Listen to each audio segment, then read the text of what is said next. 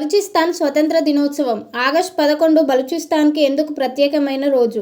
బలూచిస్తాన్ జాతీయవాదులు ఈ రోజును ఎందుకు స్వతంత్ర దినోత్సవంగా జరుపుకుంటున్నారు? 1947లో అసలు ఏం జరిగింది? పాకిస్తాన్లో విలీనానికి దారితీసిన పరిణామాలు ఏమిటి? మరి ప్రస్తుతం బలూచిస్తాన్లో పరిస్థితి ఎలా ఉంది? ప్రపంచ రాజకీయాల్లో మరోసారి బలూచిస్తాన్ అంశం చర్చనీయాంశంగా మారింది.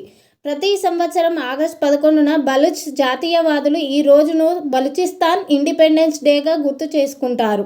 2026లో కూడా ఆగస్టు 11న ఈ అంశంపై పలు బలూచ్ జాతీయవాద సంస్థలు, కార్యకర్తలు కార్యక్రమాలు నిర్వహిస్తున్నారు. అయితే ఇక్కడ ఒక ముఖ్యమైన విషయం ఉంది. బలూచిస్తాన్ ప్రస్తుతం అంతర్జాతీయంగా గుర్తింపు పొందిన స్వతంత్ర దేశం కాదు. ప్రస్తుతం బలూచిస్తాన్ పాకిస్తాన్లోని అతిపెద్ద ప్రావిన్స్గా ఉంది. అయితే బలూచ్ ఏర్పాటువాద జాతీయవాద సంస్థలు మాత్రం తమ ప్రాంతానికి స్వతంత్రం కావాలని చాలా కాలంగా డిమాండ్ చేస్తున్నాయి. బలూచిస్తాన్ ఎక్కడ ఉంది? ముందుగా బలూచిస్తాన్ ఎక్కడ ఉందో తెలుసుకుందాం. బలూచిస్తాన్ దక్షిణాసియాలో వ్యూహాత్మక అత్యంత కీలకమైన ప్రాంతం. ప్రస్తుతం పాకిస్తాన్లోని బలూచిస్తాన్ ప్రావిన్స్లో ఎక్కువ భాగం ఉంటుంది. ఇది ఇరాన్, ఆఫ్ఘనిస్తాన్ సరిహద్దులకు దగ్గరగా ఉంటుంది. అలాగే అరేబియా సముద్రాన్ని ఆనుకొని ఉన్న ప్రాంతం కావడంతో దీనికి భౌగోళికంగా, ఆర్థికంగా, సైనికంగా ఎంతో ప్రాధాన్యత ఉంది. ఇక్కడే ఉన్న గ్వాదర్ పోర్ట్ చైనా పాకిస్తాన్ ఆర్థిక కారిడార్ లేదా సిపిఈసిలో కీలకమైన ప్రాంతంగా మారింది.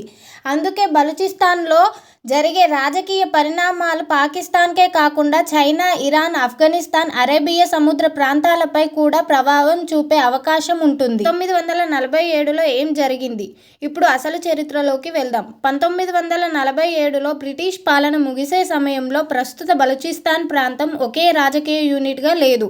బ్రిటిష్ పాలిత ప్రాంతాలతో పాటు కలత్, మక్రాన్, లజ్బేలా, కరాన్ లాంటి సంస్థానాలు కూడా ఉన్నాయి. ఈ సమయంలో కలత్ ఖాన్ పాలనలో ఉండేది. బ్రిటిష్ పాలన ముగిసిన తర్వాత కలత్ భవిష్యత్తుపై ప్రశ్నలు తలెత్తాయి. బలూచ్ జాతీయవాదుల వాదన ప్రకారం 1947 ఆగస్టు 11న కలత్ స్వతంత్రాన్ని ప్రకటించింది. ఈ తేదీనే తర్వాత బలూచ్ జాతీయవాదులు బలూచిస్తాన్ స్వతంత్ర దినోత్సవంగా గుర్తించడం ప్రారంభించారు. అయితే ఈ చరిత్రపై భిన్నమైన వాదనలు ఉన్నాయి. పాకిస్తాన్ అధికారిక చరిత్ర ప్రకారం కలత్ స్వతంత్ర సార్వభౌమ దేశంగా ఆధునిక అర్థం కొనసాగలేదని, చివరకు 1948లో పాకిస్తాన్లో విలీనం జరిగిందని చెబుతోంది. పాకిస్తాన్లో విలీనం ఎలా జరిగింది? 1947 తర్వాత కలత్ మరియు పాకిస్తాన్ మధ్య భవిష్యత్ సంబంధాలపై చర్యలు కొనసాగాయి. చివరకు 1948 మార్చి 27న కలత్ ఖాన్ పాకిస్తాన్లో చేరేందుకు ఇన్స్ట్రుమెంట్ ఆఫ్ యాక్సిజన్పై సంతకం చేశారు. పాకిస్తాన్ ఈ ప్రక్రియను చట్టబద్ధమైన విలీనంగా వివరిస్తుంది. అయితే బలూచ్ జాతీయవాదులు మాత్రం దీనిని అంగీకరించరు.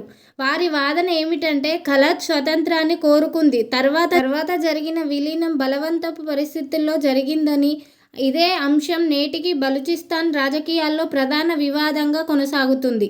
అంటే ఒకవైపు పాకిస్తాన్ చెబుతున్న చరిత్ర ఉంది, మరోవైపు బలూచ్ జాతీయవాదులు చెబుతున్న చరిత్ర ఉంది. ఈ రెండు వాదనల మధ్య బలూచిస్తాన్ సమస్య దశాబ్దాలుగా కొనసాగుతుంది. ఆ తర్వాత ఏం జరిగింది? 1948లో కలత్ పాకిస్తాన్లో విలీనం అయిన తర్వాత కూడా వ్యతిరేకత పూర్తిగా ముగియలేదు. కలత్ ఖాన్ సోదరుడు ప్రిన్స్ అబ్దుల్ కరీం ఈ విలీనాన్ని వ్యతిరేకిస్తూ తిరుగుబాటుకు నాయకత్వం వహించారు. ఆ తర్వాత కూడా బలూచిస్తాన్లో వివిధ దశల్లో తిరుగుబాట్లు, రాజకీయ ఉద్యమాలు కొనసాగాయి. 1948, 1958 నుంచి 59, 1962 నుంచి 63, 1973 నుంచి 77 వంటి కాలాల్లో ప్రధాన తిరుగుబాట్లు చోటు చేసుకున్నాయి. 2003 నుంచి మరోసారి బలూచ్ తిరుగుబాటు తీవ్ర రూపం దాల్చింది. అసలు వివాదం ఏమిటి? బలూచ్ జాతీయవాద ఉద్యమంలో అన్ని సంస్థలు ఒకే అభిప్రాయంతో లేవు. కొంతమంది ఎక్కువ రాజకీయ స్వయం ప్రతిపత్తిని కోరుకుంటున్నారు. మరికొంతమంది మాత్రం పూర్తిస్థాయి స్వతంత్రాన్ని కోరుకుంటున్నారు. వారి ప్రధాన డిమాండ్లలో రాజకీయ హక్కులు, స్థానిక వనరులపై అధిక నియంత్రణ, భద్రత, అభివృద్ధి, మానవ హక్కుల వంటి అంశాలు ఉన్నాయి. మరోవైపు పాకిస్తాన్ ప్రభుత్వం బలూచిస్తాన్ను దేశంలో అంతర్భాగంగా చూస్తోంది. అక్కడి భద్రతా సమస్యలను ఎదుర్కొనేందుకు పాకిస్తాన్ సైన్యం, భద్రతా బలగాలు చర్యలు తీసుకుంటున్నాయి. ఈ చర్యలపై మానవ హక్కుల సంస్థలు, బలూచ్ కార్యకర్తలు తీవ్ర ఆరోపణలు చేస్తుంటే పాకిస్తాన్ మాత్రం దేశ భద్రత, ఉగ్రవాద వ్యతిరేక చర్యల నేపథ్యంలో ఈ ఆపరేషన్లను సమర్థిస్తోంది. బలూచిస్తాన్ ఎందుకు అంత ముఖ్యమైనది? బలూచిస్తాన్ ప్రాధాన్యత కేవలం రాజకీయాలకే పరిమితం కాదు. ఈ ప్రాంతంలో సహజ వనరులు విస్తారంగా ఉన్నాయి. ఖనిజ సంపద, సహజ వాయువు, ఇతర వనరులతో పాటు సముద్ర తీరం కూడా బలూచిస్తాన్కి వ్యూహాత్మకంగా కీలకంగా మార్చింది. అందులో ముఖ్యమైనది Gwadar port. China Pakistan economic కారిడార్లో గాద్వార్కు ప్రత్యేక స్థానం ఉంది. చైనా పెట్టుబడులు, రోడ్లు, పోర్ట్లు, మౌలిక సదుపాయాల ప్రాజెక్టులు ఈ ప్రాంత ప్రాధాన్యతను మరింత పెంచాయి. అందుకే బలూచిస్తాన్లో భద్రత పరిస్థితి దిగజారితే దాని ప్రభావం పాకిస్తాన్తో పాటు చైనా పెట్టుబడులపై కూడా పడే అవకాశం ఉంటుంది. అంతర్జాతీయంగా పరిస్థితి ఏమిటి? ఇక్కడ మరో కీలకమైన విషయం, బలూచ్ జాతీయవాదులు స్వతంత్ర దేశం కోసం డిమాండ్ చేస్తున్నప్పటికీ ప్రస్తుతం బలూచిస్తాన్ స్వతంత్ర దేశంగా, అంతర్జాతీయంగా విస్తృత గుర్తింపు పొందిన సార్వభౌమ దేశంగా పరిగణించలేదు. అందువల్ల బలూచిస్తాన్ ఈరోజు స్వతంత్ర దేశంగా మారింది అని నేరుగా చెప్పడం కంటే బలూచ్ జాతీయవాదులు ఆగస్టు 11న స్వతంత్ర దినోత్సవంగా పాటిస్తున్నారు అని చెప్పడం వార్తాపరంగా మరింత ఖచ్చితమైనది. 2026లో కూడా ఆగస్టు 11న స్వతంత్ర దినోత్సవంగా పాటించాలని బలూచ్ జాతీయవాద వర్గాల నుంచి పిలుపులు వచ్చాయి. 2026లో మళ్ళీ ఎందుకు వార్తల్లోకి వచ్చింది? 2026లో బలూచిస్తాన్ స్వతంత్ర అంశం మళ్ళీ అంతర్జాతీయ చర్చల్లోకి వచ్చింది. కొన్ని వర్గాలు తమని రిపబ్లిక్ ఆఫ్ బలూచిస్తాన్గా పేర్కొంటూ స్వతంత్ర ప్రకటనలు, అంతర్జాతీయ గుర్తింపు కోసం పిలుపులు చేస్తున్నాయి. ఆగస్టు 11ను ప్రపంచవ్యాప్తంగా బలూచిస్తాన్ స్వతంత్ర దినోత్సవంగా పాటించాలని కూడా పిలుపులు వచ్చాయి. అయితే ఇలాంటి ప్రకటనలు చేయడం ఒక విషయం, అంతర్జాతీయంగా ఒక కొత్త దేశంగా గుర్తింపు పొందడం మరో విషయం. ఈ రెండింటినీ కలిపి చూడకూడదు. పాకిస్తాన్కి దీని అర్థం ఏమిటి? బలూచిస్తాన్ పాకిస్తాన్ భూభాగంలో విస్తీర్ణం పరంగా అత్యంత పెద్ద ప్రావిన్స్. అదే సమయంలో జనాభా పరంగా ఇతర ప్రధాన ప్రావిన్స్లతో పోలిస్తే తక్కువ. భౌగోళికంగా ఇది పాకిస్తాన్కు వ్యూహాత్మకంగా కీలకం. అందువల్ల బలూచ్ స్వాతంత్ర ఉద్యమం మరింత బలపడితే పాకిస్తాన్కు రాజకీయ, భద్రత, ఆర్థిక సవాళ్లు పెరిగే అవకాశం ఉంటుంది. ముఖ్యంగా గ్వాదర్ పోర్ట్, సిపిఇసి ప్రాజెక్టులు, చైనా పెట్టుబడుల భద్రత వంటి అంశాలు మరింత కీలకంగా మారతాయి. భారత్కు ఎందుకు ఆసక్తి? బలూచిస్తాన్ అంశం భారత్లో కూడా తరచూ చర్చకు వస్తుంది.